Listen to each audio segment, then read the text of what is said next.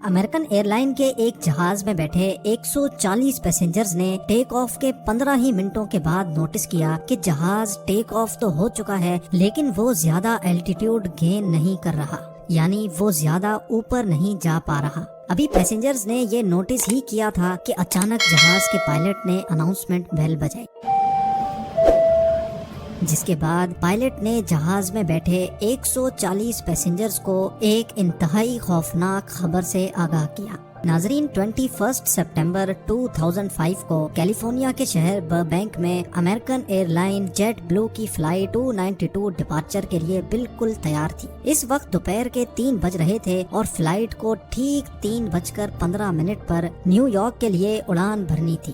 ابھی تک سب کچھ پلان کے مطابق چل رہا تھا۔ جہاز میں 140 پیسنجرز بیٹھ چکے تھے اور ایئر لائن کرو نے سارا لگیج بھی لوڈ کر دیا تھا۔ ٹیک آف کے لیے اگر انتظار تھا تو صرف کنٹرول ٹاور کے سگنل کا۔ جیسے ہی 3:15 ہوئے، جہاز کے پائلٹ کیپٹن اسکاٹ برک کو کنٹرول ٹاور سے ٹیک آف کے لیے گرین سگنل دیا گیا اور ٹھیک 2 منٹ کے بعد یعنی 3:17 پر جہاز نے بربینک ایئرپورٹ کو الوداع کر دیا۔ نہ ہی پائلٹ کو، نہ ہی کرو کو اور نہ ہی جہاز میں بیٹھے 140 پیسنجرز کو اس بات کا علم تھا کہ تھوڑی ہی دیر بعد وہ سب اپنی زندگی کا خوفناک لمحہ دیکھنے جا رہے ہیں۔ جہاز کو ٹیک آف کیے ابھی 15 منٹ ہی گزرے تھے کہ تمام پیسنجرز نے نوٹس کیا کہ جہاز زیادہ الٹیٹیوڈ گین نہیں کر رہا۔ اتنے میں کیپٹن اسکاٹ نے جہاز میں ایک اناؤنسمنٹ کی جس میں انہوں نے صرف یہ کہا کہ ہمیں ٹیکنیکل ڈیفیکلٹیز کا سامنا کرنا پڑ رہا ہے۔ یہ جاننے کے بعد تمام پیسنجرز کے کان کھڑے ہو گئے۔ کسی نے بولا کہ جہاز کا ایک انجن فیل ہو گیا ہے تو کسی نے بولا کہ شاید جہاز کا انجن مزید اوپر جانے کی طاقت کھو بیٹھا ہے، لیکن اصل مسئلہ اس سے بھی زیادہ خوفناک تھا۔ جہاز کو ٹیک آف کیے آدھا گھنٹہ گزر چکا تھا لیکن ابھی تک وہ کیلیفورنیا کے اوپر ہی اڑ رہا تھا۔ اتنے میں پائلٹ نے ایک بار پھر سے اناؤنسمنٹ کی اور بتایا کہ ہمیں لینڈنگ گیئر کی جانب سے کچھ وارننگ سگنلز مل رہے ہیں۔ کیسے وارننگ سگنلز، اس کا ابھی پائلٹ کو بھی علم نہیں تھا۔ لینڈنگ گیئر جس کی مدد سے کسی بھی ایئر کرافٹ کو لینڈ کیا جاتا ہے، اس میں آخر کیا مسئلہ تھا جو فلائٹ 292 کا سسٹم بار بار وارننگز دے رہا تھا؟ یہ جاننے کے لیے کیپٹن اسکاٹ بھی کافی پریشان تھے اور اسی وجہ سے وہ جہاز کو زیادہ الٹیٹیوڈ نہیں دے رہے تھے۔ پائلٹ چاہتا تھا کہ کسی بھی طرح اس کو جہاز کا لینڈنگ گیئر دکھ جائے تاکہ وہ یہ جان سکے کہ یہ معاملہ کتنا زیادہ ڈینجرس ہے۔ یہ جاننے کے لیے کیپٹن نے فلائٹ 292 کا رخ لانگ بیچ ایئرپورٹ کی طرف موڑ دیا اور جہاز کا الٹیٹیوڈ بہت کم کر دیا۔ لانگ بیچ ایئرپورٹ کے کنٹرول ٹاور نے زوم کیمرہ سے جہاز کے لینڈنگ گیئر کو دیکھا تو وہ پورا 90 ڈگری میں گھوما ہوا تھا۔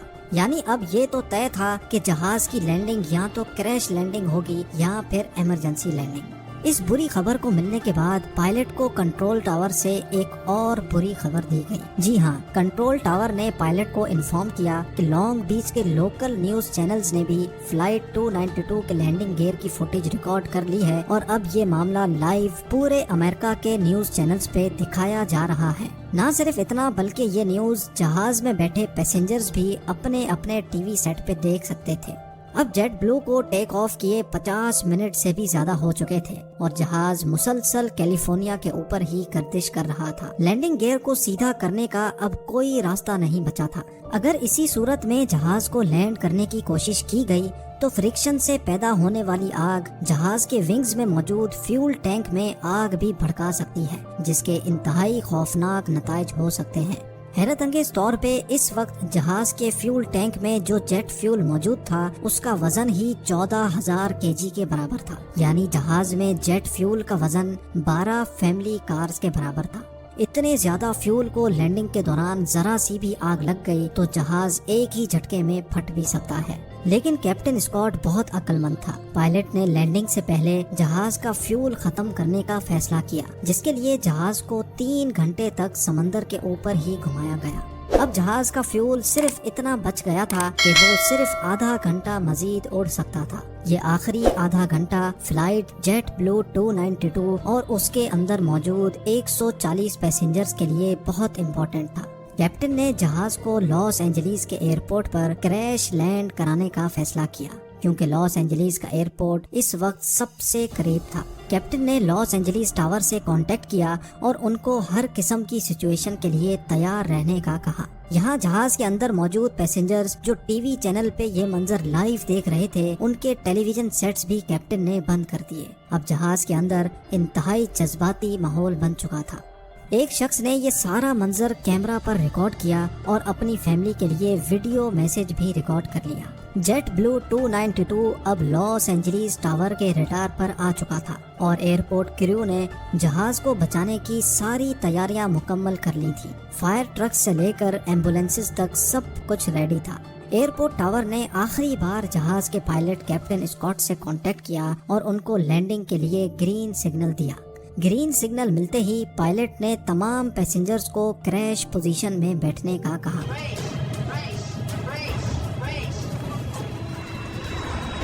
اس پوزیشن میں بیٹھنے سے کولیجن کے دوران کافی حد تک بچت کی جا سکتی ہے، جس کو بریس پوزیشن بھی کہا جاتا ہے۔ جہاز اب لاس اینجلیس ایئرپورٹ رن وے تک پہنچ چکا تھا۔ پائلٹ نے بڑی مہارت سے پہلے جہاز کے پچھلے لینڈنگ گیئرز کو زمین سے ٹچ کیا اور آہستہ آہستہ جہاز کی اسپیڈ کم کی، اور آخرکار وہ گھڑی آ ہی گئی جب پائلٹ نے فرنٹ لینڈنگ گیئر کو زمین سے ٹچ کیا۔ لیکن وہی ہوا جس کا خوف تھا۔ زمین سے ٹچ ہوتے ہی فرکشن کی وجہ سے لینڈنگ گیئر میں خوفناک آگ بھڑک اٹھی۔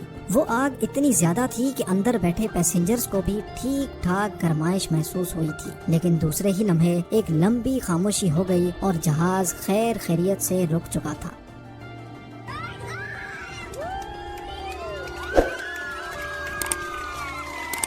یہ وہ وقت تھا جب پائلٹ، کریو، پیسنجرز اور پورا امریکہ جو اس منظر کو لائیو دیکھ رہا تھا، انہوں نے سکون کا سانس لیا اور ایک ایک کر کے پیسنجرز کو نیچے اتارا گیا۔ فرنٹ لینڈنگ گیئر کا ویل اتنا زیادہ گھس چکا تھا کہ وہ پورا آدھا ہو چکا تھا۔ انویسٹیگیشن سے یہ بات معلوم ہوئی کہ فرنٹ لینڈنگ گیئر میں ایک لاک ہوتا ہے جو ویل کو گھومنے سے روکتا ہے۔ وہ لاک ٹوٹنے کی وجہ سے ٹیک آف کے فوراً ہی بعد لینڈنگ گیئر 90 ڈگریز میں گھوم گیا تھا۔ خوش قسمتی سے پائلٹ کی مہارت کی وجہ سے کسی ایک شخص کو بھی نقصان نہیں پہنچا۔